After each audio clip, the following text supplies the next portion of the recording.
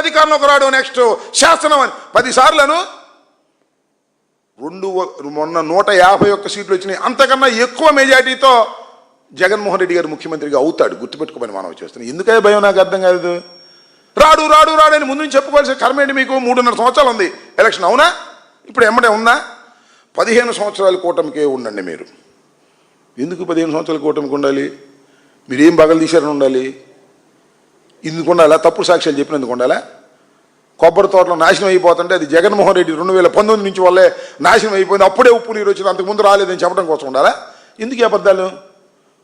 నువ్వు సక్రమంగా చేస్తే అసలు కూటమికి అండగా ఉండాలని అడగాల్సిందేంటే, కూటమి పరిపాలన బ్రహ్మాండంగా ఉంటే, కూటమి పరిపాలనలో ప్రజలు సుభిక్షంగా ఉంటే వద్దన్న ఓటేస్తారు, అవునా కాదా? వద్దన్న ఓటేస్తారు. కూటమి పరిపాలన సరిగా లేదు, నువ్వు కాళ్ళు పట్టుకున్నా గెడ్డం పట్టుకున్నా ఓటు వెయ్యరుగాక వెయ్యరు. 15 సంవత్సరాలు మేము కలిసి ఉంటాం, 15 సంవత్సరాలు మేము కలిసి ఉంటాం. 15 సంవత్సరాలు కాబట్టి జీవితాంతం కలిసి ఉండి ఎవడు కదన్నాడు? మాకేం అభ్యంతరం? నువ్వు కలిసి ఉన్నా కలిసి లేకపోయినా జరిగేది జరుగుతుంది. ప్రజలు జగన్మోహన్ రెడ్డి వైపు మొగ్గుతున్నారు, ఇది వాస్తవం. లేకపోతే ఆ ప్రశ్న ఎందుకు అడుగుతారు? నేను చెప్పు.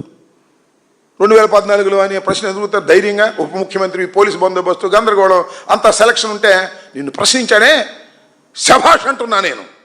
అలా ఎందుకు ప్రశ్నిస్తున్నారంటే నీ డొల్లతనాన్ని చూసి ప్రశ్నిస్తున్నారు. ఈ కూటమి ప్రభుత్వం చేస్తున్న అన్యాయాలు అక్రమాల గురించి ప్రశ్నిస్తున్నారు.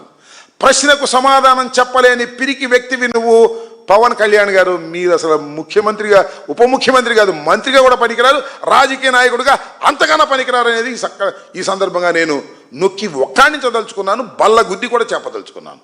ప్రశ్నకు సమాధానం చెప్పలేని, ప్రశ్నించడానికి పుట్టిన ఓ జనసేన పార్టీ, ఏమిటి కర్మ నీకు? ఎందుకు చంద్రబాబును మొయ్యాలనుకుంటున్నావు? మొయ్యి, మాకు అభ్యంతరం లేదు.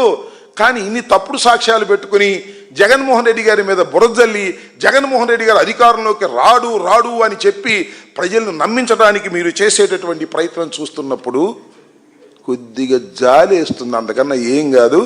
రాబోయేది జగన్మోహన్ రెడ్డి గారి రాజ్యం, గెలవబోయేది జగన్మోహన్ రెడ్డి గారు. ఇవాళ అనుకుంటున్నారు, అరే ఎందుకు వచ్చిందిరా ఈ కర్మ, అనవసరంగా ఈ కూటమికి ఓట్లు వేశామని అనుకుంటున్నారే, సంక్షేమ కార్యక్రమాలు సక్రమంగా లేవనుకుంటున్నారే, ఇచ్చినటువంటి వాగ్దానాన్ని నెరవేర్చలేకపోయాడంటున్నారే, అమరావతి నిర్మాణం అంటే తుస్సు ఇంతవరకు ఏం కాదంటున్నారే, పోలవరంలో అడుగు ముందుకు పట్టడం లేదనుకుంటున్నారే. ఇంతమంది అనుకుంటున్నారు. మొన్న ఎక్కడ చూశా, ఒక ఆయన, చాలా ఆయన పేరు నాకు సరిగ్గా గుర్తులేదు, ఈ ప్రపంచంలో ఏ నగరంలో కూడా నగరంలో నీళ్ళని ఎత్తి నదుల్లో పోసే పరిస్థితి ఎక్కడా లేదంట, మన అమరావతిలో ఉంది. అది మన హెడ్ క్వార్టర్.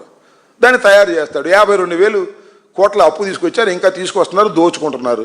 ఆ దోచుకున్న దానిలో కొంత లోకేష్ దాచుకుంటున్నాడు, కొద్దిగా మన దత్తపుత్రుడు దాచుకుంటున్నాడు. ఎందుక ఈ పోట్లు నాకు అర్థం కాలేదు.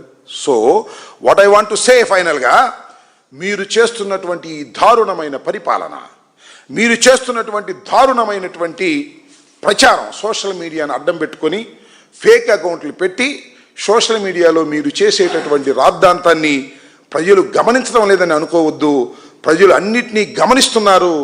జగన్మోహన్ రెడ్డి గారు ఓర్పుగా నేర్పుగా ఇన్ని కష్టాలను కూడా భరిస్తున్నాడు, ఇంత అవమానాలు